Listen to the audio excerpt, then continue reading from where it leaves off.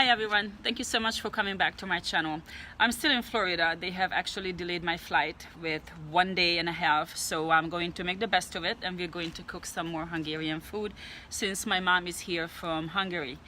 Today we're going to make layered potatoes. In Hungarian it's called Rakott Krumpli, and this is something very simple, but we are going to use two ingredients that are very specific to Hungarian cuisine. So if you don't have them, I will show you a way how you can make it with the ingredients you have available.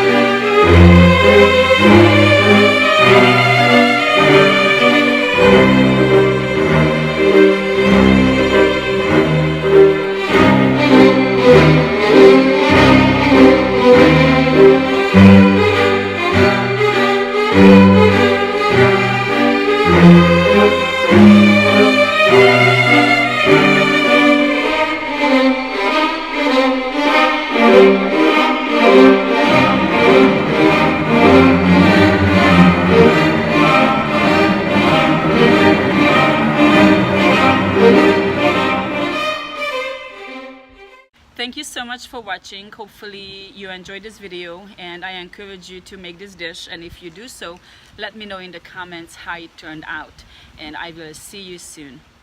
Bye bye.